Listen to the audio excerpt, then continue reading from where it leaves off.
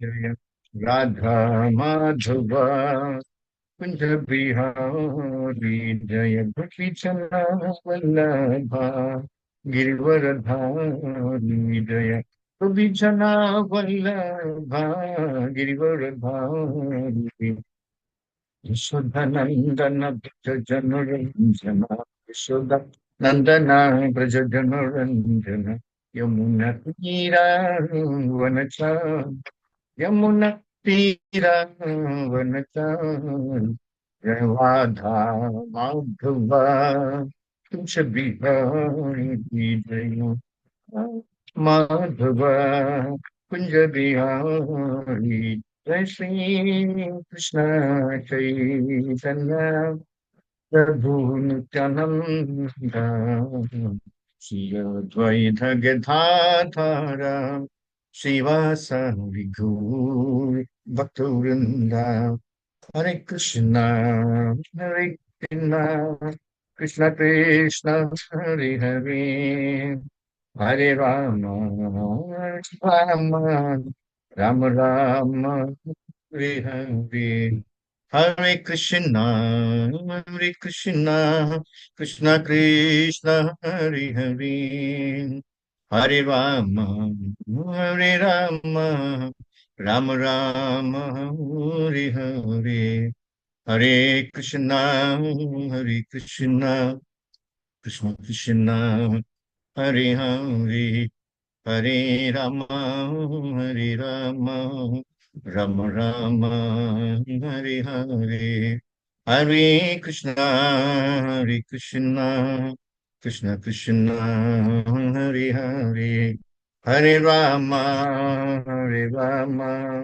राम राम हरे हरे जय कृष्ण बलराम जय कृष्ण बलराम कृष्ण बलराम जय कृष्ण बलराम जय गौरनुताय जय गौरनुताय जय गौरनुताय निताय गौर हरि बोल हरि बोल निताय गौर हरि बोल निताय गौर हरि बोल हरि बोल हरि निताय गौर हरि ओम नमो भगवते वासुदेवाय ओम नमो भगवते वासुदेवाय ओम नमो भगवते वासुदेवाय ഹരി ഓം തത്സത് ഹരേ കൃഷ്ണ മറ്റൊരു ഭഗവത്ഗീത ക്ലാസ്സിലേക്ക് ഏവർക്കും സുസ്വാഗതം ഹരേ കൃഷ്ണ പിന്നെ നമ്മള് ഭഗവത്ഗീത യഥാരൂപം അധ്യായം 15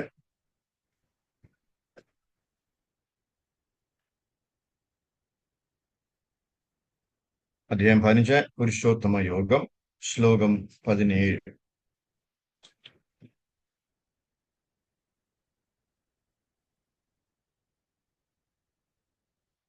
15 17ാമത്തെ ശ്ലോകം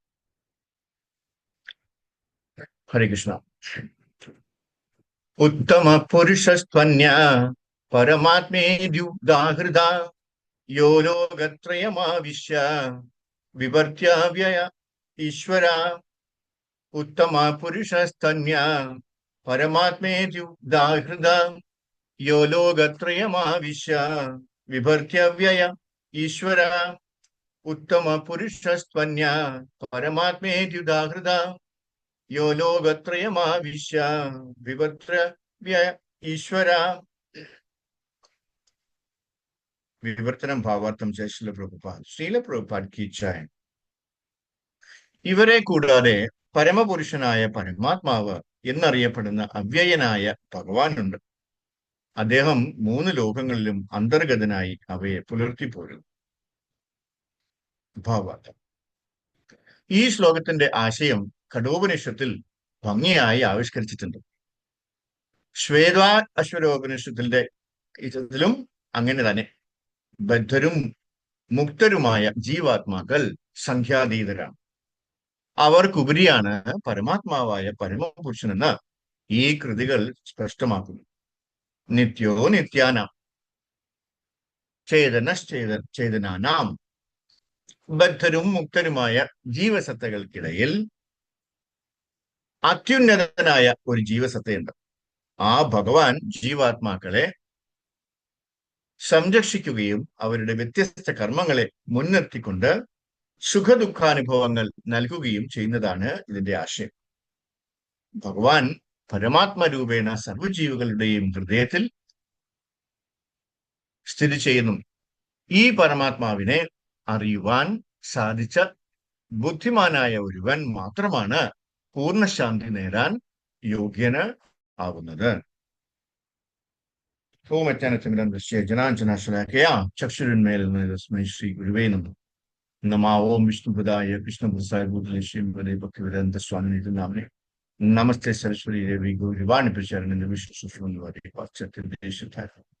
जय श्री कृष्ण चैतन्य प्रभु नित्यानंद श्री अद्वैत गदाधर शिवाचार्य गौर भक्त वृंद. हरे कृष्णा कृष्णा कृष्णा हरे हरे, हरे राम राम राम हरे. ഹരേ കൃഷ്ണ. 15-ലെ 17-ാമത്തെ ശ്ലോകമാണ് നമ്മൾ നിൽക്കുന്നത്. ഈ 15-ാം അധ്യായത്തിലെ 3 ശ്ലോകങ്ങൾ 16, 17, 18. ഇന്ന് നമ്മൾ എടുക്കുന്ന 17. അതിന് മുൻപിലുള്ള ഒരു ശ്ലോകവും ഇന്നത്തേത് കഴിഞ്ഞിട്ടുള്ള അടുത്ത ശ്ലോകവും 16, 17, 18. 15-ാം അധ്യായത്തില് 16, 17, 18 അല്ലെ. എല്ലാ വേദങ്ങളുടെയും ഈ ശ്ലോകങ്ങളെല്ലാം എല്ലാ വേദങ്ങളുടെയും തത്വശാസ്ത്രത്തിന്റെയും സാരാംശമാണ്. അതായത് ചുരുക്കമാണ് അല്ലെ. അപ്പൊ തത്വശാസ്ത്രം ഇതിനകത്തെ ഭഗവത്ഗീതയിലൂടെ ഉള്ള വേദങ്ങളുടെ അല്ലെങ്കിൽ തത്വശാസ്ത്രം മുഴുവനും ഈ 16, 17, 18 ശ്ലോകങ്ങളിൽ അടങ്ങിയിരിക്കുന്നുണ്ടെന്നാണ് പറയുന്നത് അല്ലെ. അപ്പൊ അത്രയും മഹാത്മ്യമാണ് ഇന്നത്തെ ശ്ലോകം. ഏതൊരാളാണോ ഈ 3 ശ്ലോകങ്ങളും ഹൃദിസ്ഥമാക്കുന്നത് അവർക്ക് മുഴുവൻ വേദങ്ങളും ഹൃദിസ്ഥമാണെന്ന് പറയും അല്ലെ. ഇപ്പൊ 4 വേദങ്ങൾ പഠിച്ച ജ്ഞാനിയാണെങ്കിൽ കൂടി അല്ലെ, കംപ്ലീറ്റ് എല്ലാ വേദങ്ങളും പഠിച്ചിട്ടുള്ള ഒരു ജ്ഞാനിയാണെങ്കിൽ കൂടി ഈ 3 ശ്ലോകങ്ങളും പഠിച്ചിട്ടില്ല എങ്കിൽ അദ്ദേഹത്തിന്റെ ജ്ഞാനം പൂർണ്ണമല്ല. അങ്ങനെയാണ് വരുന്നത്. അപ്പൊ അതാണ് ഈ 3 ശ്ലോകങ്ങളുടെ ഇമ്പോർട്ടൻസ്, പ്രാധാന്യം. ഇതെന്തുകൊണ്ടാണ് ഇത്രയും പ്രാധാന്യമേറിയതെന്ന് നമുക്ക് നോക്കാം. അപ്പൊ ഇതില് എന്താണ്, ഈ ശ്ലോകം വായിച്ചു കഴിഞ്ഞാൽ ഇതിന്റെ മുൻപിൽ എന്താണ് പുറകിൽ എന്താണ് നമുക്ക് മനസ്സിലാക്കാൻ പറ്റും അല്ലെ. അപ്പൊ അത് 16-ാമത്തെ ശ്ലോകം ഒന്ന് ചെറുതായിട്ട് ചുരുക്കുന്നു. അതിലെന്താ പറഞ്ഞിരിക്കുന്നത്? 16-ാമത്തെ ശ്ലോകം പറയുന്നു, പുരുഷന്മാർ 2 വിധം, തെറ്റുപറ്റാത്തവരും അല്ലാത്തവരും. അപ്പോ 2 തരത്തിലുള്ള പുരുഷന്മാരാണ് ഉള്ളത്, തെറ്റുപറ്റുന്നവരും തെറ്റുപറ്റാത്തവരും അല്ലെ. ഇപ്പൊ തെറ്റുപറ്റുന്നവരൊക്കെ എന്ന് പറഞ്ഞാൽ ആരാണ്? നമ്മളെ പോലെയുള്ള ആൾക്കാർ അല്ലെ, ഈ ഭൂലോകത്തുള്ളവര്, ഭൗതിക ലോകത്തിലുള്ള. അപ്പൊ എന്താണ് അതിന്റെ അർത്ഥം? ഭൗതിക ലോകത്തിലുള്ള ജീവാത്മാക്കളെല്ലാം പറ്റുന്നവരാണ് അല്ലെ, പറ്റാവുന്നവരാണ്. അപ്പൊ നമുക്കൊക്കെ തെറ്റ് പറ്റാൻ സാധ്യതയുണ്ടോ എന്ന് പറഞ്ഞു. അപ്പൊ നമ്മൾ അത്രയും സൂക്ഷിക്കണ്ടേ അല്ലെ. നമ്മള് സ്വഭാവേന അല്ലെങ്കിൽ എന്താണ് ഒന്നും ആലോചിക്കാതെ തന്നെ നമ്മൾ എന്താണ് എത്രയൊക്കെ സൂക്ഷിച്ചാലും നമ്മൾ തെറ്റുപറ്റിക്കുന്ന ആൾക്കാരാണ് അല്ലെ. നമ്മൾ എന്ത് ചെയ്താലും അത് എന്തെങ്കിലുമൊക്കെ തെറ്റുണ്ടാവുന്നുണ്ട്, കുറവുകൾ ഉണ്ടാവും. അപ്പൊ ഈ തെറ്റ് പറ്റാത്തവരാരാണ്? ആധ്യാത്മിക ലോകത്തിലുള്ള ഉയർന്ന ഗ്രഹത്തിലുള്ളവർ അല്ലെ. ആധ്യാത്മിക ലോകത്തിലുള്ള ജീവാത്മാക്കൾക്ക് തെറ്റുപറ്റുകയില്ല. അവര് വളരെ സൂക്ഷിച്ചാണ് ഓരോ കാര്യം ചെയ്യുന്നത്. അതുകൊണ്ടാണ് അവർ താഴോട്ട് വരാത്തത് അല്ലെ. അങ്ങനെ ആർക്കെങ്കിലും ഒക്കെ അവിടെ തെറ്റ് പറ്റുമ്പോഴേ അവർ പൊതുവെ താഴെ വരും, അവരവിടെ ഉണ്ടാവില്ല അല്ലേ. അപ്പോ ആധ്യാത്മിക ലോകത്തിലുള്ളവർക്ക് ആർക്കും തന്നെ തെറ്റ് പറ്റുകയില്ല. ഭൗതിക ലോകത്തുള്ള എല്ലാവർക്കും തന്നെ തെറ്റ് പറ്റുകയും ചെയ്യും. അതാണ് 2 തരത്തിലുള്ള ആൾക്കാർ. അതാണ് 16-ാമത്തെ അധ്യായത്തിൽ പറഞ്ഞു, 16-ാമത്തെ ശ്ലോകത്തിൽ പറഞ്ഞു. 15-ാം അധ്യായം 16-ാം ശ്ലോകം. അപ്പൊ ഇനി നമ്മൾ ഇന്നത്തെ ശ്ലോകം എന്താണെന്നോ, 17-ാമത്തെ ശ്ലോകം പറയുന്നു എന്താണ്? ഇവരെ കൂടാതെ, ഈ 2 പുരുഷന്മാരെ കൂടാതെ പരമപുരുഷനായ പരമാത്മാവ് എന്നറിയപ്പെടുന്ന അവ്യയനായ ഭഗവാൻ അല്ലെ. അപ്പൊ ഭഗവാനും ഉണ്ട്. അദ്ദേഹം 3 ലോകങ്ങളിലും അന്തർഗതനായി അവയെ പുലർത്തി പോരുന്നു അല്ലെ. എല്ലാ ഗ്രഹങ്ങളിലും അദ്ദേഹം പ്രവേശിച്ചിട്ട് അതിങ്ങനെ മെയിൻറ്റെയിൻ ചെയ്തു പോകുന്നു. അല്ലെ? പുലർത്തി പോകുന്നു. പുലർത്തുന്നത് ആരാണ്? ഭഗവാനാണ്. അപ്പൊ നമുക്ക് അന്നം തരുന്നത് ആരാണ്? ഭഗവാനാണ്. നമുക്ക് എല്ലാം തരുന്ന ആരാണ്? ഭഗവാൻ. അപ്പോ അദ്ദേഹം 3 ലോകങ്ങളിലും അന്തർഗതനായിട്ട് അവയെ പുലർത്തി പോകും. ഇവിടെ നമ്മൾ എന്താ കണ്ടത്? വളരെ ക്ലിയർ ആയിട്ട് 2 തരത്തിലുള്ള ആൾക്കാരെ കണ്ടു. തെറ്റ് പറ്റാത്തവരും തെറ്റ് പറ്റുന്നവർ.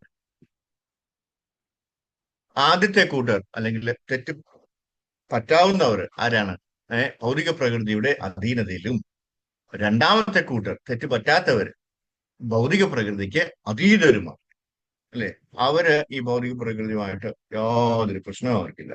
3 ഗുണങ്ങൾക്കും അതീതരാണ്. അപ്പൊ ഇന്നത്തെ ശ്ലോകം എന്താ പറയുന്നത് ഇവിടെ?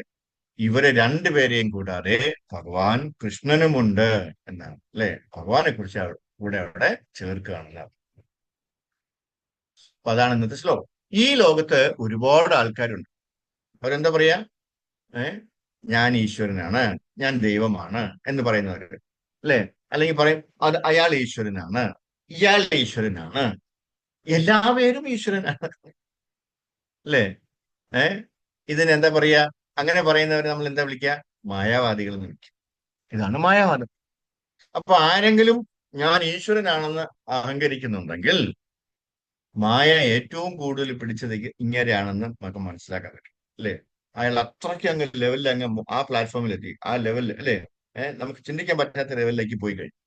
അദ്ദേഹത്തിന് ഏറ്റവും കൂടുതൽ മായ പിടിച്ചിരിക്കുന്ന അദ്ദേഹത്തിനാണ്. അപ്പൊ ആരെങ്കിലും ഞാൻ ഈശ്വരനാണെന്ന് പറഞ്ഞു കഴിഞ്ഞാൽ കഷ്ടം. ഇയാളെ കംപ്ലീറ്റ് മായ പിടിച്ചു കളഞ്ഞല്ലോ എന്ന് നമുക്ക് മനസ്സിലാക്കാൻ പറ്റും. ഇപ്പോഴും നമ്മളെ കൂട്ടത്തിലൊക്കെ ഒത്തിരി ആൾക്കാർ അങ്ങനെയാണ്. ഞാൻ ഈശ്വരനാണ് എന്ന്, അല്ലെങ്കിൽ ഞാൻ ദൈവമാണ് എന്ന് നടിക്കുന്നവർ. അല്ലേ? അവർക്കാണ് ഏറ്റവും കൂടുതൽ വട്ടം നടത്തുന്നത്. അവരെയാണ് ഇവിടെ പറയുന്നത് എന്താണ്? ഏറ്റവും കൂടുതൽ മായ പിടിച്ചത്. അവരെല്ലാവരും മായവാദികൾ. ഇനി മറ്റൊരു കൂട്ടരുണ്ട്. അവരെന്താ പറയാ? ഭഗവാൻ ഉണ്ടെന്നൊക്കെ അവർക്കറിയാം, പക്ഷെ ഭഗവാന് രൂപമില്ല. അല്ലെ? അങ്ങനെയാണ് അവർ വിചാരിക്കുക. പക്ഷെ ഒരു കാര്യം പറയുന്നത്, മായാവാദികളെക്കാളും എന്തുകൊണ്ടും ഈ രൂപമില്ല എന്ന് അവ്യക്തരൂപികള്, അല്ലെ, അവ്യക്ത രൂപവാദികള് കുറച്ചുകൂടെ മെച്ചപ്പെട്ടതാണ് എന്നാണ് പറയുന്നത്. എന്താ കാര്യം? അവരൊന്നും ഇല്ലെങ്കിലും ഭഗവാൻ ഉണ്ടെന്ന് വിശ്വസിക്കുന്നുണ്ട്. അതൊരു വലിയ കാര്യമല്ലേ? അതുകൊണ്ടാണ് അവർ കുറച്ചുകൂടെ മുന്തിയ പ്ലാറ്റ്ഫോമിലാണെന്ന് നമ്മൾ പറയാം മായാവാദികളെക്കാളും. മായാവാദികള് ഒരു രക്ഷയില്ല, അവർ മാറ്റി തന്നെ നിർത്തും. അല്ലെ? അപ്പൊ മായാവാദികളെക്കാളും ഉയർന്നവരാണ് അവ്യക്തഗതവാദി. ഈശ്വരൻ ഭൗതിക ഗുണങ്ങളാൽ നിയന്ത്രിക്കപ്പെട്ട ഒരാളല്ല. അല്ലെ? ഇപ്പോ ചില ആൾക്കാർ പറയില്ല ഞാൻ ഈശ്വരനാണ്. അങ്ങനെയാണെങ്കിൽ അവര് ഭൗതിക പ്രകൃതിക്ക് അതീതരാണ്. അല്ലെ? പക്ഷെ എവരാണെങ്കിലോ അവർക്ക് പനി വരും, ജലദോഷം വരും, ചുമ വരും, അവർക്ക് കരച്ചിൽ വരും, സങ്കടം വരും, എല്ലാം വരും. അപ്പൊ ഈശ്വരൻ ഭൗതിക ഗുണങ്ങളാൽ നിയന്ത്രിക്കപ്പെട്ട ഒരാള്. പിന്നെയോ ഈശ്വരൻ ഭൗതിക ഗുണങ്ങളെ നിയന്ത്രിക്കുന്ന ആളാണ്.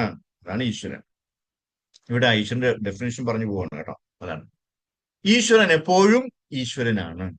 എന്ത് സാഹചര്യത്തിലും ഈശ്വരനാകാൻ പറ്റില്ല. അല്ലെ? കാര്യം എന്താണ്? ചില ആൾക്കാർ പറയില്ലേ ഞാൻ ഈശ്വരനാണ്, പക്ഷെ ഒരു 2 മാസം മുമ്പേ അവർ വലിയ പ്രശ്നക്കാരായിരുന്നു. അവർക്ക് വിഷമമുണ്ടായിരുന്നു, ദേഷ്യം ഉണ്ടായിരുന്നു. പെട്ടെന്ന് അവരങ്ങനെ, അപ്പൊ അന്ന് അവര് എന്താണ്? ഭൗതിക പ്രകൃതിക്ക് അതീതനായിരുന്നു. സോറി, എന്താണ്? അടിമയായിരുന്നു. പെട്ടെന്ന് അവര് പറയാണ്, ഓ ഞാനിപ്പോ ഈശ്വരനാണ്, എല്ലാവരും എന്നെ സാഷ്ടാംഗം നമസ്കരിച്ചോളൂ എന്ന് പറഞ്ഞു കഴിഞ്ഞാൽ അതിൽ നമുക്ക് എങ്ങനെ വിശ്വസിക്കാൻ പറ്റും? അപ്പൊ നേരത്തെ ഈശ്വരൻ അല്ലായിരുന്ന ആള് ഇപ്പൊ എങ്ങനെയാണ് ഈശ്വരനായത്? അല്ലെ? അവിടെയാണ് നമ്മൾ ചിന്തിക്കേണ്ടത്. ഈശ്വരനെ സംബന്ധിച്ചിടത്തോളം അദ്ദേഹം എപ്പോഴും പ്രകൃതിക്ക്, അല്ലെങ്കിൽ എന്താണ്, ഭൗതിക പ്രകൃതിക്ക് അതീതനാണ്, അതിന്റെ മുകളിലാണ്. ഭൗതിക പ്രകൃതിയെ എപ്പോഴും നിയന്ത്രിക്കുന്ന ആളാണ് ഈശ്വരൻ. അല്ലാതെ ഒരു സുപ്രഭാതത്തില് ഇത് നിയന്ത്രിക്കപ്പെടുന്നതല്ല. ഇല്ലേ? ഇപ്പോ ഒരാള് ഞാൻ 3 ഗുണങ്ങളുടെ കൺട്രോളിലാണെന്ന് പറയുകയും, അതാണ് ഞാൻ ഇപ്പൊ പറഞ്ഞത്, പിന്നീട് ഈശ്വരനാണെന്ന് പറയുകയും ചെയ്താൽ അത് ഈശ്വരനല്ല. അവരാരും ഈശ്വരനല്ല. ഇപ്പോൾ ഈശ്വരനെ മറ്റെന്തോ നിയന്ത്രിക്കുന്നുവെന്ന് പറഞ്ഞാൽ, അല്ലെങ്കിൽ ആരോ ഈശ്വരനെ നിയന്ത്രിക്കുന്നുവെന്ന് പറഞ്ഞാൽ അദ്ദേഹം ഒരിക്കലും ഈശ്വരനല്ല. കാര്യം എന്താണ്? ഈശ്വരനെ ആർക്കും നിയന്ത്രിക്കാൻ കഴിയില്ല. ഈശ്വരൻ എന്ന് പറഞ്ഞാൽ എപ്പോഴും ശാശ്വതമായി പരമോന്നത വ്യക്തിയായിരിക്കും. അദ്ദേഹം സ്വതന്ത്രനാണ്, പരമോന്നത ആസ്വാദകന്. ഒരേ ഒരു ആസ്വാദകനേ ഉള്ളൂ, അതാരാണ്? ഭഗവാൻ ശ്രീകൃഷ്ണൻ, ഈശ്വരൻ, അല്ലെ? ഭാഗവത്തിൽ എന്താ പറയുന്നത്? അവരെ ഭഗവാനെ നമുക്ക് എന്താണ് 3 രീതിയിൽ തിരിച്ചറിയാൻ സാധിക്കും. എങ്ങനെയൊക്കെയാണ് അത്? ശ്രീമദ് ഭാഗവതത്തിലെ 1-ാമത്തെ സ്കന്ധത്തില് 2-ാമത്തെ അധ്യായത്തില് 11-ാമത്തെ ശ്ലോകം പറയും. എന്താണ്? വദന്തി തത്വവിദസ്ത്വം യജ്ഞാനം അദ്വയം ബ്രഹ്മേതി പരമാത്മേതി ഭഗവാനിതി സവ്യതേ. നിരപേക്ഷ തത്വം ഗ്രഹിച്ച ജ്ഞാനിയായ അതീന്ദ്രിയവാദികൾ ഈ അദ്വൈത തത്വത്തെ ബ്രഹ്മൻ, പരമാത്മാവ്, ഭഗവാൻ, അല്ലെ? ബ്രഹ്മേതി പരമാത്മേതി ഭഗവാൻ ഇതി സദ്യതയെന്ന്, അല്ലെ? അപ്പോ ബ്രഹ്മൻ, പരമാത്മാവ്, ഭഗവാൻ എന്നിങ്ങനെ സംബോധിച്ചു. അപ്പൊ നമുക്ക് ഡീറ്റെയിൽ ആയിട്ട് നോക്കാം. എന്താണ് ഈ ബ്രഹ്മൻ റിയലൈസേഷൻ, എന്താണ് പരമാത്മ റിയലൈസേഷൻ, എന്താണ് ഭഗവാൻ റിയലൈസേഷൻ? നമുക്ക് ഒരു ചെറിയൊരു കഥയിലൂടെ നമുക്ക് മനസ്സിലാക്കാൻ പറ്റും.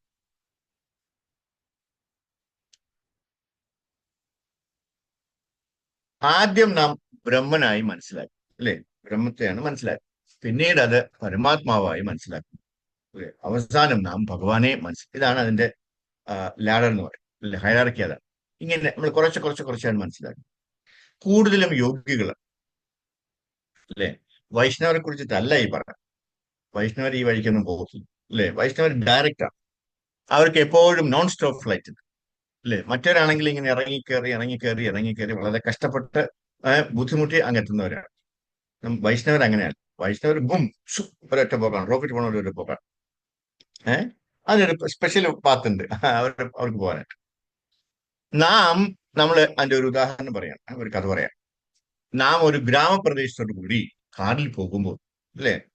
ഫോർ എക്സാമ്പിൾ, ഇപ്പൊ എല്ലാവരും മധുരയിലൊക്കെ പോയിട്ട് വന്നവരാണ്, അല്ലെ? ഈ തമിഴ്നാട് റോഡിൽ കൂടെ ഇങ്ങനെ പോകുമ്പോൾ, നമ്മൾ അങ്ങനെ കാർ ഓടിച്ചു പോകുമ്പോൾ വിജനമാണ്, അല്ലെ? നമുക്ക് അപ്പുറത്തൊന്നും ഉണ്ടാവില്ല, വളരെ വിജനമായിട്ടിരിക്കാം. മരങ്ങളൊക്കെ ഉണ്ട്, പക്ഷെ അങ്ങ് ദൂരെയാണ്. അപ്പൊ കുറച്ച് ദൂരെ നമുക്കൊരു പച്ച നിറം കാണാൻ പറ്റും. അത് എത്രയോ കിലോമീറ്റർ അപ്പുറത്താണ്. നമുക്കൊരു ചെറിയ പച്ച നിറമായിട്ടാണ് കാണുന്നത്. ഓ, അവിടെ ഒരു പച്ച നിറം കാണുന്നുണ്ടല്ലോ നമുക്ക് തോന്നും, അല്ലെ? അങ്ങ് ആകാശത്ത് ഒരു പച്ച നിറം കാണുമാറാണ്. അപ്പോൾ നമുക്ക് മനസ്സിലാകും അവിടെ എന്തോ ഒരു പച്ച നിറത്തിലുണ്ട്. പക്ഷേ നമുക്കതൊന്നും തെളിച്ച് മനസ്സിലാക്കാൻ പറ്റില്ല, അല്ലെ? ഈ ഒരു അവസ്ഥയാണ് നമ്മുടെ ആദ്യത്തെ അവസ്ഥ. എന്താണ്? ബ്രഹ്മൻ റിയലൈസേഷൻ, അല്ലെ? ബ്രഹ്മനായി താരതമ്യം ചെയ്യാം. ഭഗവാൻ അനശ്വരനാണെന്ന് നമുക്ക് മനസ്സിലാക്കാം. അങ്ങനെ നമ്മൾ പക്ഷെ ഇപ്പൊ ഇത്രയും ദൂരത്തിൽ നിന്ന് നമ്മൾ ഒരു പച്ച എന്താണ് സാധനമായിട്ടാണ് കണ്ടത്. ഒരു പച്ച നിറത്തിൽ എന്തോ ആണ് അവിടെ ഉണ്ട് മനസ്സിലാക്കി. അപ്പൊ നമ്മൾ വീണ്ടും കാർ ഇങ്ങനെ ഓടിച്ചു പോയിക്കൊണ്ടിരിക്കുക. ഓടിച്ചോടിച്ച് നമ്മൾ ഈ പച്ച നിറത്തിന് തൊട്ടടുത്തെത്തിയപ്പോ കാറ് കുറച്ചുകൂടി മുന്നോട്ട് പോകുമ്പോൾ നമ്മൾ നേരത്തെ കണ്ട പച്ച നിറത്തിന്റെ ഏതാണ്ട് അടുത്ത് വരുമ്പോൾ നമുക്ക് മനസ്സിലാകും അതൊരു പച്ച നിറമായിരുന്നില്ല, പിന്നെയോ അതൊരു പർവ്വതമായിരുന്നു, ഒരു മലയായിരുന്നു, അല്ലെ? ഇപ്പോൾ നമുക്ക് മല നന്നായി കാണാൻ സാധിക്കും. പല തരത്തിലുള്ള മരങ്ങളെ നമുക്ക് ക്ലിയർ ആയിട്ട്, അല്ലെ, അവിടെ കാണാൻ സാധിക്കും. വലിയ മരങ്ങളും ചെറിയ മരങ്ങളും പടർപ്പുകളും എല്ലാം നമുക്ക് വളരെ ക്ലിയർ ആയിട്ട് തൊട്ടടുത്ത് എത്തി നമുക്ക് കാണാൻ പറ്റും, അല്ലെ? അപ്പൊ മലയെ നന്നായി നമുക്ക് കാണാൻ പറ്റും. പലതരത്തിലുള്ള മരങ്ങളെ നമുക്ക് ക്ലിയർ ആയിട്ട് കാണാൻ സാധിക്കും, അവിടെ കാണാൻ സാധിക്കും. ഇതിനെ പരമാത്മാ റിയലൈസേഷനായി താരതമ്യം ചെയ്തിരിക്കുന്നു, അല്ലെ? ഇവിടെ ഭഗവാന് രൂപമുണ്ടെന്നും പരമാത്മ രൂപേണ എല്ലാവരുടെയും ഹൃദയത്തിൽ എന്താണ് വസിക്കുന്നുവെന്നും നമുക്ക് മനസ്സിലാക്കാം. മരങ്ങൾക്കൊക്കെ ഒരു രൂപമുണ്ട്. ചെറിയ മരമുണ്ട്, വലിയ മരമുണ്ട്, അല്ലെ? ആൽമരമുണ്ട്, ചെറിയ മരങ്ങളുണ്ട്, വള്ളിപ്പടർപ്പുകളുണ്ട്. അപ്പൊ എല്ലാത്തിനും ഒരു രൂപമുണ്ടെന്ന് ഇപ്പൊ നമുക്ക് മനസ്സിലായി. തൊട്ടടുത്ത് വന്നപ്പോഴാണ് നമ്മൾ ആ മലയുടെ ഒരു യഥാർത്ഥ രൂപം നമുക്ക് മനസ്സിലാക്കാൻ പറ്റിയത്. വളരെ ദൂരെ നിന്ന് ഒരു ചെറിയ പച്ച പൊട്ടായിട്ട് കണ്ട സാധനമാണ് ഇപ്പോ ഒരു വലിയ മലയാണെന്ന് നമുക്ക് മനസ്സിലാക്കുകയും അതിനകത്ത് കുറെ മരങ്ങളൊക്കെ ഉണ്ടെന്നും നമുക്ക് മനസ്സിലാക്കുകയും ചെയ്യും. ഇപ്പോഴും നമ്മൾ അതിനകത്തോട്ട് കയറിയിട്ടില്ല, വെളിച്ചം നിൽക്കുക പരമാത്മ റിയലൈസേഷൻ, അല്ലെ?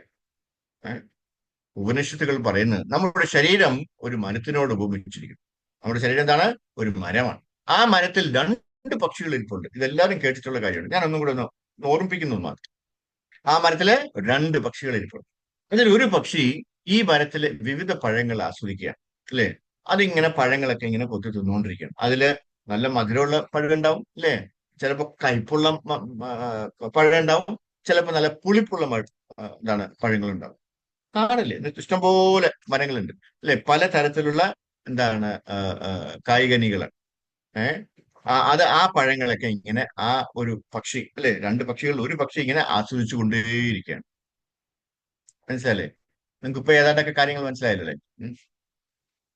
മറ്റേ പക്ഷി എന്താ ചെയ്യുന്നത്? മറ്റേ പക്ഷി, രണ്ടാമത്തെ പക്ഷി ഇതൊന്നും ചെയ്യുന്നില്ല. അദ്ദേഹം എന്താണ് ഈ ഫ്രൂട്ട്സ് ഒന്നും കഴിക്കാൻ പോകുന്നില്ല. ഈ മറ്റേ പക്ഷി, ആദ്യത്തെ പക്ഷി എന്താ ചെയ്യുന്നതെന്ന് ഇങ്ങനെ നോക്കിക്കൊണ്ടേയിരിക്കുകയാണ്. ഇവൻ ഇത് എന്നാണ് നിർത്തിയിട്ട് എന്നെ ഒന്ന് നോക്കുന്നതെന്ന് പറഞ്ഞിട്ടാണ് ആ പക്ഷി ഇരിക്കുന്നത്. ആ പക്ഷി എന്ത് ചെയ്യുന്നു? ഈ പക്ഷി ചെയ്യുന്ന വികൃതികളെല്ലാം കണ്ടുകൊണ്ടിരിക്കുക, മിണ്ടാതെ കണ്ടുകൊണ്ടിരിക്കുക, മൗനിയായിട്ട് കണ്ടുകൊണ്ടിരിക്കുക. അല്ലേ? അദ്ദേഹം ഒന്നും ചെയ്യുന്നില്ല. ഈ മുമ്പ് ആദ്യത്തെ പക്ഷിയാണ് ഇത് മുഴുവൻ ഓടി നടന്ന് അല്ലേ, ഭയങ്കര കഷ്ടപ്പെട്ട് ഇതൊക്കെ കഴിച്ച് ഇങ്ങനെ ആസ്വദിച്ചുകൊണ്ടിരിക്കും. മറ്റേ പക്ഷി ഇങ്ങനെ നോക്കിക്കൊണ്ടിരിക്കുകയാണ്.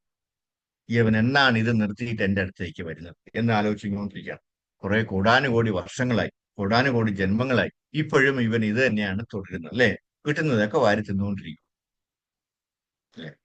ഇവിടെ ആദ്യത്തെ പക്ഷി ജീവാത്മാക്കളോടും നമ്മളൊക്കെ, അതൊക്കെ നമ്മളൊക്കെയാണ് അല്ലെ ജീവാത്മാക്കൾ. അപ്പൊ ആദ്യത്തെ പക്ഷിയാണ് നമ്മളെല്ലാവരും അല്ലെ, ജീവാത്മാവായി ഉപമിച്ചിരിക്കുന്നു. എല്ലാ സുഖങ്ങളും അനുഭവിച്ചു കൊണ്ടിരിക്കുന്നു.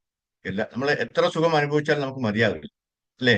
ഇനിയും വേണം, ഇനിയും വേണം എന്ന് പറഞ്ഞ് നമ്മളിങ്ങനെ എല്ലാ സുഖങ്ങളും അനുഭവിച്ചുകൊണ്ടിരിക്കണം. രണ്ടാമത്തെ പക്ഷിയെ പരമാത്മാവായി എന്താണ് ഉപമിച്ചിരിക്കുന്നത്? സുഖസ്വം. സാക്ഷാൽ ഭഗവാൻ എല്ലാവരിലും വസിക്കുന്നു പരമാത്മാവായി അല്ലെ. ഉള്ളിലുണ്ട് നമ്മുടെ ശരീരം. നമ്മുടെ ശരീരമല്ലേ മരമായിട്ട് നേരത്തെ കണ്ടത് അല്ലെ. ആ മരത്തിനകത്തല്ലേ രണ്ട് കിളികള്, ആ രണ്ട് കിളികൾ നമ്മുടെ ശരീരത്തിനകത്ത് ഉണ്ടെന്ന് അല്ലെ. അപ്പോ ആ ഭഗവാൻ ആരാണ്? സച്ചിത് ആനന്ദൻ, ആനന്ദ വിഗ്രഹം. നമ്മുടെ ഭൂതവും വർത്തമാനവും ഭാവിയും എല്ലാം ഭഗവാൻ നന്നായിട്ട് അറിയാം അല്ലെ. യോഗികളൊക്കെ മനസ്സിലാക്കിയതാണ് ഈ പരമാത്മാ റിയലൈസേഷൻ, പരമാത്മാവിന്റെ അറിവ്. ആത്യന്തികമായ അറിവെന്ന് പറയുന്നത് ഭഗവാനെ അറിയുക എന്നതാണ് അല്ലെ. ഇപ്പൊ ഈ പരമാത്മാവ് മാത്രം അറിഞ്ഞ പോരെ അല്ലെ. ആത്യന്തികമായിട്ടുള്ള ഏഹ് എന്താണ് അറിവെന്ന് പറയുന്നത് ഈ ഭഗവാനെ, സാക്ഷാൽ ഭഗവാനെ അറിയുക. ഭഗവാൻ ആരാണ്? പരമസത്യം എന്ന് അറിയുക എന്നത്, പരമസത്യം എന്ന് പറയുന്നത് സാക്ഷാൽ ഭഗവാൻ ശ്രീകൃഷ്ണനാണ്.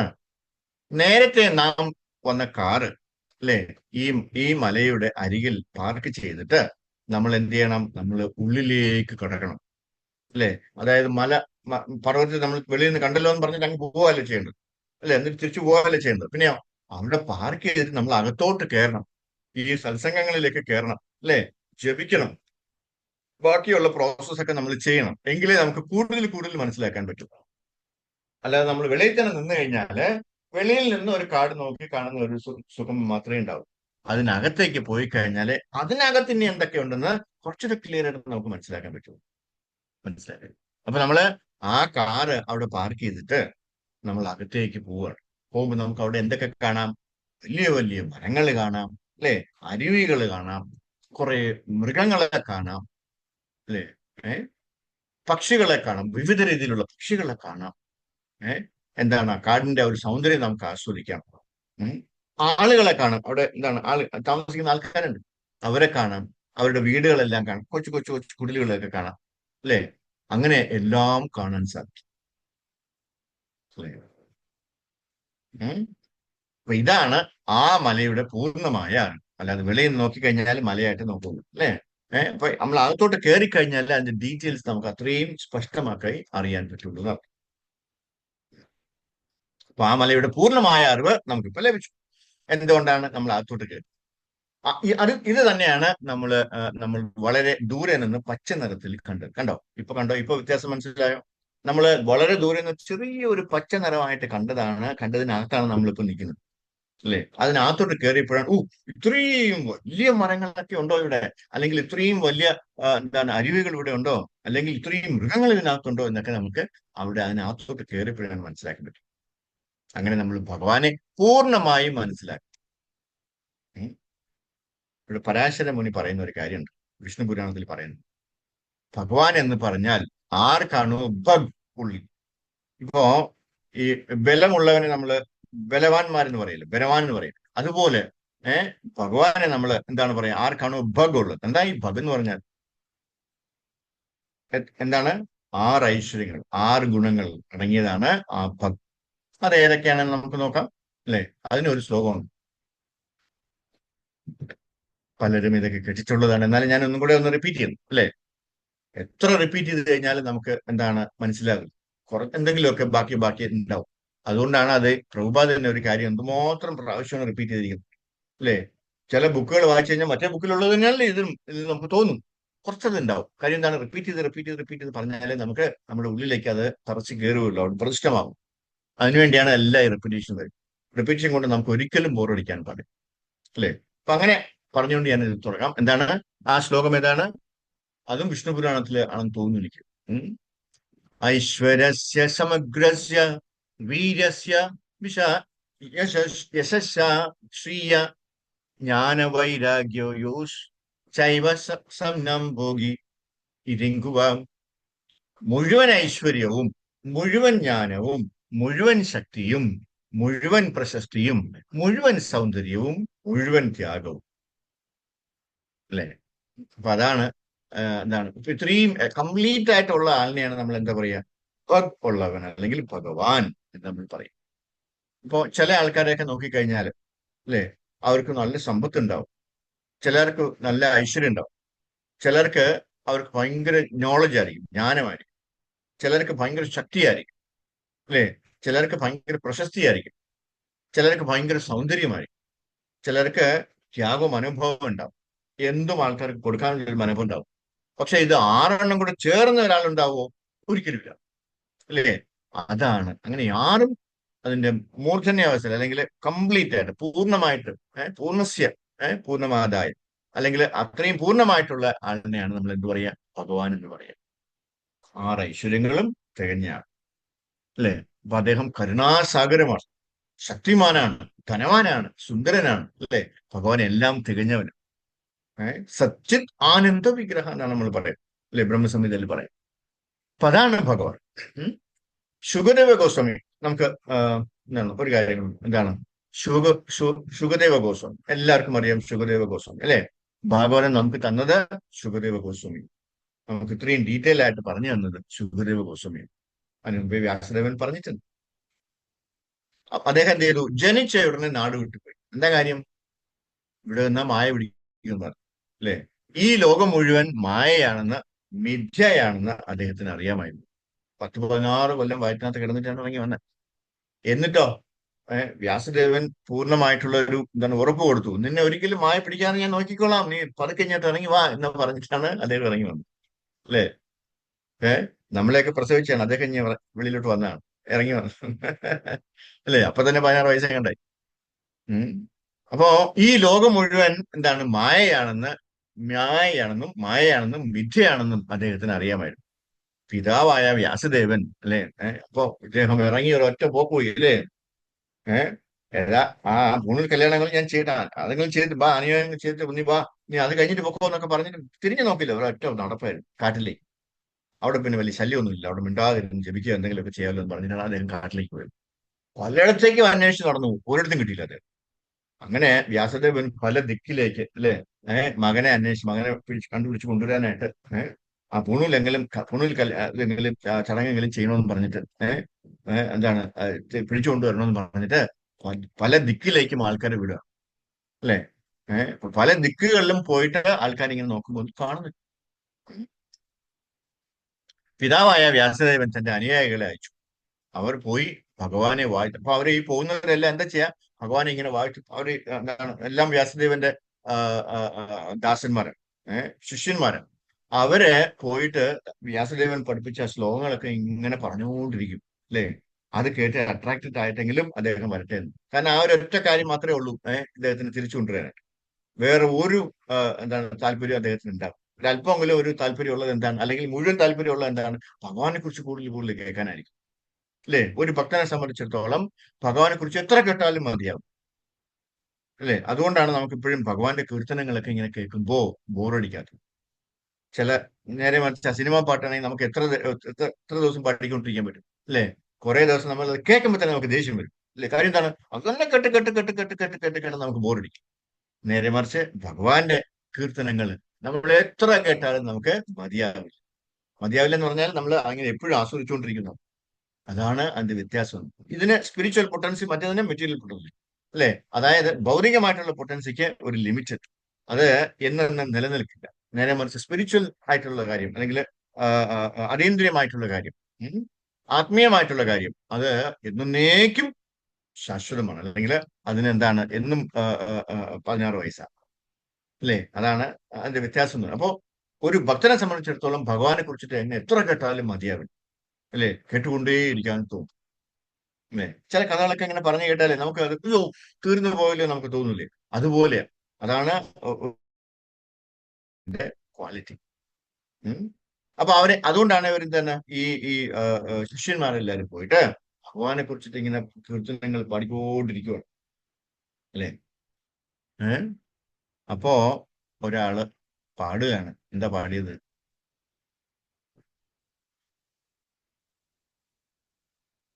അഹോബകീയം സ്തനകാലകൂടം ജിഗാംസയാപായതപി അശുദ്ധ്വൈ അസാധ്വൈ ലഭേ ഗതിം ദാത്രിയ ഉചിതം താദന്യം കം വാ ദയാലും ശരണം വൃചേമ.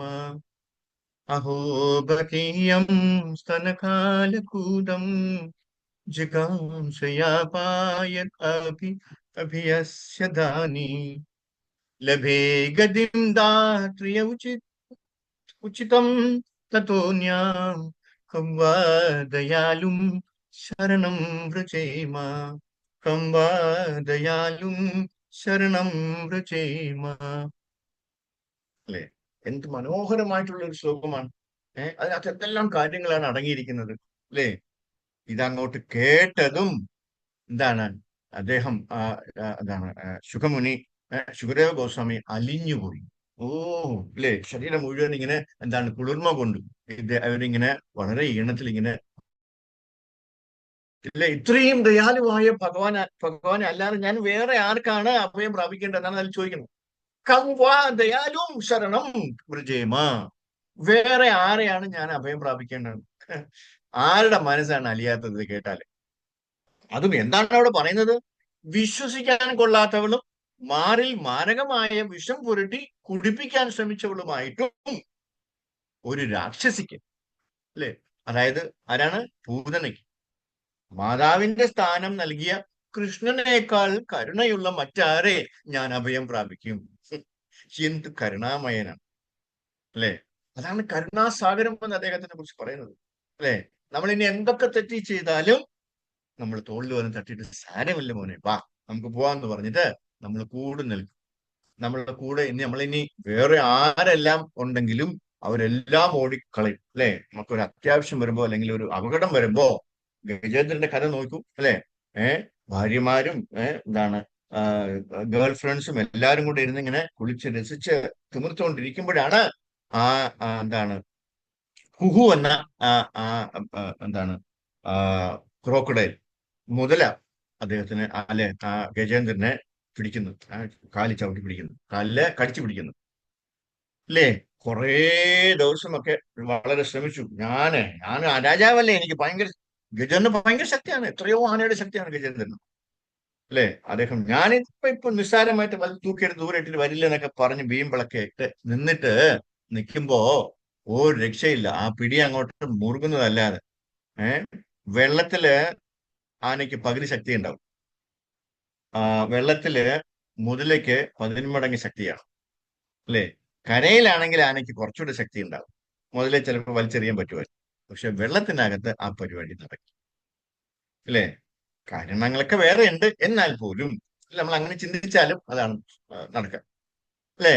എന്നിട്ടോ അവസാനം അപ്പോഴാണ് അദ്ദേഹത്തിന് പഴയ എന്താണ് ജന്മത്തിലെ ആ ശ്ലോകങ്ങളൊക്കെ ഒന്ന് ഓർമ്മ വരികയും, ഞാൻ എപ്പോഴെങ്കിലും പൂജിച്ചിട്ടുണ്ടോ ഭഗവാൻ അങ്ങനെ ഉണ്ടെന്നുണ്ടെങ്കിൽ ദാ ഈ താമര സ്വീകരിച്ചിട്ട് എന്നെ രക്ഷിക്കണേ എന്ന് പറഞ്ഞപ്പോഴാണ് ഭഗവാൻ ഇവിടെയാണ് പോലും ഇല്ലാതെ ധൃതി പിടിച്ച് ഓടി വന്ന്, അല്ലെ, മുതലേ കൊല്ലുകയും എന്താണ്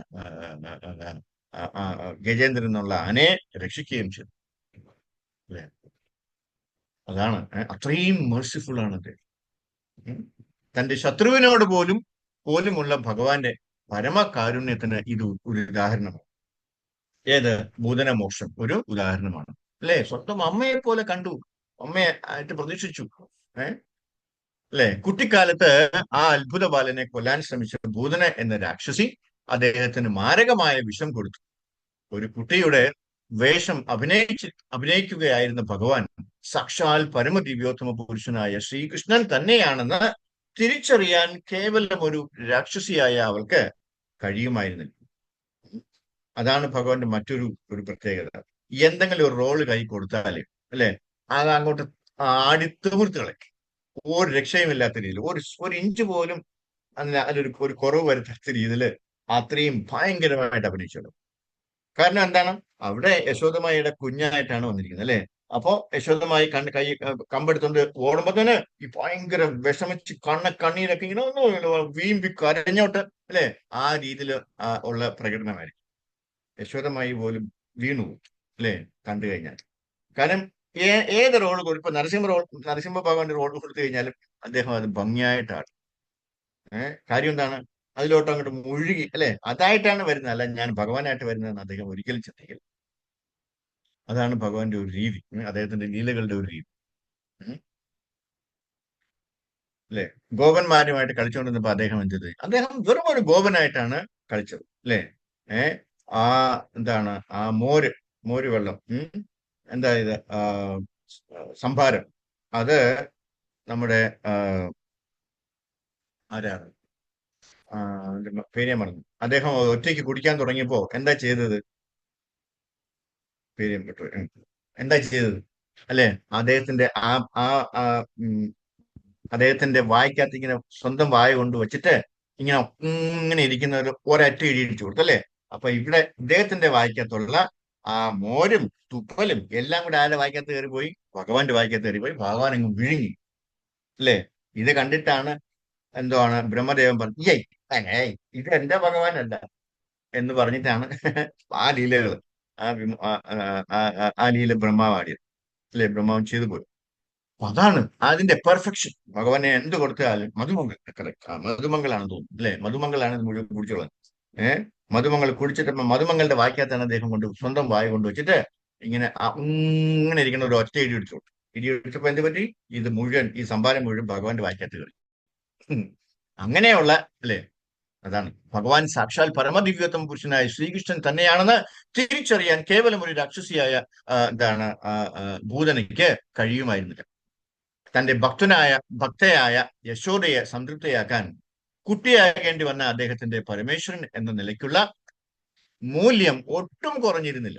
ഭൂതന സ്നേഹമയിയായ മാതാവായി അഭിനയിച്ചിട്ട് മുല നുകരാൻ അനുവദിച്ചത് കൊണ്ടാണ് ഭഗവാൻ കൃഷ്ണൻ അവരുടെ മാതൃത്വം സ്വീകരിച്ചത്, അല്ലെ? അതുകൊണ്ട് ഈ ഭഗവാൻ അല്ലാതെ ആരാണ് പരമമായ അഭയം എന്നാണ് ആ ശ്ലോകത്തിൽ പറയുന്നത്, അല്ലെ? അത് കേട്ടിട്ട് ശുകദേവ ഗോസ്വാമി ആകെ വലഞ്ഞു, അല്ലെ? ആ ശ്ലോകത്തിൽ ആകർഷകനാകുകയും ചെയ്തു. തന്നെ വിഷം കഴിപ്പിച്ചു കൊല്ലാൻ വന്ന ഭൂതനയെ, അല്ലെ, ഗോലോക വൃന്ദാവനത്തിൽ തന്റെ അമ്മയാക്കിയ ആ പരമപുരുഷനെ സ്മരിച്ചുകൊണ്ട് തന്റെ പിതാവിന്റെ അടുത്തേക്ക് ശുകദേവ ഗോസ്വാമി പോയി. അപ്പൊ ശുകദേവ ഗോസ്വാമി വന്ന് ഈ ആൾക്കാരോട് ചോദിച്ചു, നിങ്ങൾക്ക് ഈ ശ്ലോകങ്ങളൊക്കെ എവിടുന്നാ കിട്ടിയത്? നിങ്ങൾക്ക് എങ്ങനെ ഇതൊക്കെ പറയാൻ പറ്റി? ഇത്രയും മധുരമായിട്ട് എന്നെ ആനന്ദ കുളിർമ കൊള്ളിപ്പിച്ചിട്ട് ഇത് എങ്ങനെ നിങ്ങൾക്ക് പറയാൻ പറ്റിയെന്ന് പറഞ്ഞപ്പോ, ഇതെല്ലാം ഞങ്ങളുടെ ഗുരുനാഥൻ പറഞ്ഞു തന്നതാണെന്ന് പറഞ്ഞു, അല്ലെ? അങ്ങേക്ക് കൂടുതൽ കേൾക്കണമെന്നുണ്ടെങ്കിൽ വരൂ, ഞങ്ങളുടെ ഗുരുനാഥന്റെ അടുത്തേക്ക് വരൂ എന്ന് പറഞ്ഞിട്ട് അദ്ദേഹത്തിന് പതുക്കെ പിടിച്ചുകൊണ്ട് പോവുകയാണ് ചെയ്തത്, അല്ലെ? അപ്പൊ അങ്ങനെയാണ് ശുകദേവ ഗോസ്വാമി തിരിച്ച് വ്യാസദേവന്റെ അടുത്ത് പോവുകയും എല്ലാ ഭാഗവത കഥകളും കേൾക്കുകയും ചെയ്തു. നമ്മളെല്ലാവരും സന്തോഷം അന്വേഷിച്ച് നടക്കുന്നവരാണ്, അല്ലെ? അപ്പൊ നമുക്ക് എവിടെ പോയാലും സന്തോഷം വേണം, നമ്മൾ ഹാപ്പി ആവണമെന്നാണ് താല്പര്യം. അതിനു വേണ്ടിയാണ് നമ്മൾ ഈ കിടന്ന് കഷ്ടപ്പെടുന്നത്. നമുക്ക് എങ്ങനെ ഹാപ്പി ആവാൻ പറ്റും? 24 മണിക്കൂറും പണി ചെയ്താൽ ഹാപ്പി ആവാൻ പറ്റുമോ? 12 മണിക്കൂർ പണി ചെയ്താൽ ഹാപ്പി ആവാൻ പറ്റുമോ? 8 മണിക്കൂർ പണി ചെയ്താൽ ഹാപ്പി ആവാൻ പറ്റുമോ? പറ്റില്ല. പക്ഷെ എന്താണ് നമ്മള് ഭഗവാന്റെ സേവയിൽ നമ്മൾ മുഴുകണം. എന്തെങ്കിലുമൊക്കെ സേവ. എല്ലാവർക്കും അവരുടേതായ നിലയില് അവരുടേതായ ആ ഒരു സിറ്റുവേഷനില് സർക്കംസ്റ്റാൻസില് അവർക്ക് എന്തെങ്കിലുമൊക്കെ സേവ ചെയ്യാനായിട്ട് തീർച്ചയായിട്ടും പറ്റും. എല്ലാവരും വിചാരിക്കണം ഞാനിവിടെ ഇരുന്ന് എന്ത് ചെയ്യാനാണ് എന്നാണ് വിചാരിക്കുന്നത്. അങ്ങനെയല്ല, അല്ലേ? നാമം ജപിക്കുന്ന ഒരു സേവയാണ്, ഈ ക്ലാസ്സിൽ അറ്റൻഡ് ചെയ്യുന്ന ഒരു സേവയാണ്, ഇതൊരു സേവയാണ്, അല്ലേ? ഇന്നാളൊരു എന്താണ് ഒരു ആചാര്യൻ പറയുന്നുണ്ട്, ഈ ക്ലാസ് കേട്ടോണ്ടിരുന്ന് ഉറങ്ങിയ അതും സേവയാണെന്ന്. തിരുവനന്തപുരത്തുകാർക്ക് പ്രത്യേകം, കാരണം ഇവിടെ ഭഗവാൻ ഉറങ്ങുമല്ലേ, പത്മനാഭസ്വാമി ഉറങ്ങുമല്ലേ, അതുകൊണ്ട് തിരുവനന്തപുരത്ത് വന്നാൽ ഉറക്കം എന്ന് പറയുന്നത് ഒരു സേവയാണെന്നാണ് വച്ചിരിക്കുന്നത്, അല്ലേ? അപ്പൊ ഉറങ്ങി ഭഗവാനെ സേവിക്കാൻ പറ്റും, അല്ലേ? എന്തെല്ലാം രീതിയിൽ നമുക്ക് ഭഗവാനെ സേവിക്കാൻ പറ്റും. ആരാണോ ഭഗവാന്റെ സേവയിൽ മുഴുകുന്നത്, മുഴുകുക എന്ന് വെച്ചാൽ കംപ്ലീറ്റ് ആയിട്ട്, അവർക്ക് തീർച്ചയായും സന്തോഷം ലഭിക്കും. കാര്യം എന്താണ്? ഭഗവാൻ സന്തോഷിക്കുമ്പോൾ നമുക്ക് തീർച്ചയായിട്ടും അതിന്റെ ഒരു അംശം കിട്ടും, അല്ലേ? നമ്മുടെ സ്വഭാവം എന്താണ്? ജീവേര സ്വരൂപ ഹയ കൃഷ്ണേര നിത്യദാസ്. നമ്മൾ എല്ലാവരും ഭഗവാന്റെ കൃഷ്ണേര നിത്യദാസ്, ഭഗവാന്റെ നിത്യദാസന്മാരാണ്. അത് മറന്നിട്ടാണ് നമ്മൾ നമ്മുടേതായ വഴിയിലൂടെ ഇങ്ങനെ ഓടിക്കൊണ്ടിരിക്കുന്നത്. അതാണ് ഏറ്റവും വലിയ മണ്ടത്തരം, അല്ലേ? നമ്മൾ എന്ത് ചെയ്യണം? ഭഗവാനെ സേവിക്കാനാണ് നമ്മൾ എപ്പോഴും ശ്രമിക്കേണ്ടത്. ഭഗവാനെ എങ്ങനെ സന്തോഷിപ്പിക്കാന്ന് വേണം നമ്മൾ എപ്പോഴും ചിന്തിക്കേണ്ടത്, അല്ലെ? ഇന്ന് ഞാൻ എന്ത് ചെയ്തിട്ടാണ് ഭഗവാനെ സന്തോഷിപ്പിക്കുക? ഞാൻ ഇന്നൊരു 10 റൗണ്ട് കൂടുതൽ ജപിക്കാം, അപ്പൊ ഭഗവാന് കൂടുതൽ സന്തോഷമാവും. കീർത്തനി, അല്ലേ? കീർത്തനം ഭയങ്കര ഇഷ്ടമാണ്, ഗ്ലോറിഫിക്കേഷൻ ഭയങ്കര ഇഷ്ടമാണ് ഭഗവാൻ. അപ്പൊ അതിങ്ങനെ ഗ്ലോറിഫൈ ചെയ്തുകൊണ്ടിരുന്നു കഴിഞ്ഞാൽ ഭഗവാൻ അത്രയും സന്തോഷമാവില്ലേ? നമ്പർ 1. ഞാൻ ഇന്നൊരു 10 പേരോടെങ്കിലും ഭഗവാന്റെ എന്തെങ്കിലുമൊക്കെ കഥ പറഞ്ഞു കൊടുക്കും. ഒരാളെങ്കിലും കൂടുതലായിട്ട് വിളിച്ചിട്ട് ഞാൻ ആദ്യമായിട്ട് അദ്ദേഹത്തിന് ഭഗവാനെ ഇൻട്രൊഡ്യൂസ് ചെയ്ത് കൊടുക്കാം. നോക്കൂ എന്തെല്ലാം ചെയ്യാന്ന്. നമ്മുടെ എല്ലാവരുടെയും കയ്യിൽ ഈ മൊബൈൽ ഇരിപ്പുണ്ട്, അല്ലേ? ഇങ്ങനെയൊക്കെ വേണം, ഇതിനൊക്കെ വേണം ആ മൊബൈൽ ഉപയോഗിക്കാനായിട്ട്, അല്ലാതെ വെറുതെ അത് തോണ്ടിക്കൊണ്ടിരുന്നാൽ പോരാ. ആ ഒരു തോണ്ടലിന് ഒരു ഭക്തനെ ഉണ്ടാക്കണം. ആ രീതിയിൽ വേണം നമ്മൾ ചിന്തിക്കാനായിട്ട്. അപ്പൊ ഇതാണ് നമ്മൾ ചിന്തിക്കുന്നത്. എന്താണ്? ഇന്ന് രാവിലെ ഞാൻ എന്ത് സേവയാണ് ഭഗവാൻ ചെയ്യേണ്ടത്? അതാണ് ഒരു യഥാർത്ഥ ഭക്തൻ ചിന്തിക്കുന്നത്, അല്ലേ? നമ്മൾ എല്ലാവരും തന്നെ അഭിനവ ഭക്തന്മാരാണ്. അതുപോലെ നമ്മൾ കുറച്ചുകൂടെ അടുത്ത ലെവലിലേക്ക് പോകണം, അല്ലേ? പൈതൽ പ്രഭുവും നമ്മുടെ എന്താണ് ഗോവിന്ദ പ്രഭുവൊക്കെ വളരെയധികം പരിശ്രമിക്കുന്നുണ്ട്, നമ്മളുടെയൊക്കെ ആ ഔന്നത്യത്തിലേക്ക് എത്തിക്കാനായിട്ട്. നമ്മൾ പോലും അറിയാതെ അവരെ അത്രയും ശ്രമിച്ചുകൊണ്ടിരിക്കുകയാണ്. അവര് നിരന്തരം നമ്മളിങ്ങനെ കുത്തിയിളക്കിക്കൊണ്ടിരിക്കും, ഓരോ കാര്യങ്ങൾ നമ്മളെ ഏൽപ്പിച്ചിട്ട്, അല്ലേ? നമ്മൾക്ക് ഓരോ സേവ തരുന്നത് എന്തിനാണ്? അവർക്ക് ചെയ്യാൻ പറ്റാത്തതുണ്ടല്ലോ. അവർ വിചാരിച്ചാൽ ഒറ്റയ്ക്ക് ചെയ്യാൻ പറ്റും. പക്ഷെ നമുക്ക് ആ പുണ്യം കിട്ടിക്കോട്ടെ, നമുക്ക് ആ ഒരു എന്താണ് ആശീർവാദം, മേഴ്സി കിട്ടിക്കോട്ടെ എന്ന് വിചാരിച്ചിട്ടാണ് അവർ നമുക്ക് ആ സേവ തരുന്നത്. നമ്മളത് വിഷമിച്ചിട്ടാണെങ്കിലും പറഞ്ഞു പോയില്ലേ ഇനി ചെയ്യാം എന്നൊക്കെ പറഞ്ഞിട്ട് ചെയ്താൽ പോലും നമുക്ക് അതിന്റെ ഫലം കിട്ടിക്കൊണ്ടേയിരിക്കുക. മനസ്സിലായി? നമ്മുടെ സ്വഭാവം എന്താണ്? നിത്യദാസന്മാരാണ്. ജീവേര സ്വരൂപ ഹയ കൃഷ്ണേര നിത്യദാസ. അതെപ്പോഴും നമ്മൾ ഓർത്തുകൊണ്ടിരിക്കുക. നമ്മൾ മാസ്റ്റേഴ്സ് അല്ല. നമ്മൾ എന്താണ്? നമ്മള് വെറും ദാസന്മാരാണ്. അതാണ് ദാസാനുദാസ എന്ന് പറയുന്നത്. നമ്മളെ ഒരു ഭഗവാന്റെ ഭക്തന്റെ ദാസന്റെ ദാസനാവാനാണ് ശ്രമിക്കുന്നത്. എന്തുമാത്രം നമ്മൾ താഴോട്ട് ദാസന്റെ ദാസനാകുമോ അത്രയും പുണ്യം നമുക്ക് കിട്ടുകയാണ്. കാര്യം എന്താണ്? ഈ റോയിലുള്ള എല്ലാവരുടെയും അനുഗ്രഹം നമുക്ക് കിട്ടുകയാണെന്നാണ്. മനസ്സിലായല്ലേ? അപ്പൊ അത് വേണം നമ്മൾ എപ്പോഴും ശ്രമിക്കാനായിട്ട്. ഇന്ന് എനിക്ക് വേറൊരു സർവീസ് ഉള്ളതുകൊണ്ട് ഞാൻ ഇവിടെ നിർത്തുകയാണ്. ഹരേ കൃഷ്ണ. ഹരേ കൃഷ്ണ. ഇന്ന് അദ്ദേഹത്തിന് സംശയം എന്ന് തിരക്കാണ്. സോ ഇല്ല, കുഴപ്പമില്ല, ചോദിച്ചോളൂ. സംശയം ചോദ്യം ചോദിക്കാം. എന്തെങ്കിലും 5 സംശയം minutes തരാം. ചോദിച്ചോട്ടെ. हरे कृष्णा प्रभु जी। ഹരേ കൃഷ്ണ പ്രഭുജി, ദണ്ഡവത് പ്രണാം. പ്രഭുജി ദണ്ഡവത് പ്രണാം പ്രഭുജി. പ്രഭുജി, അതായത്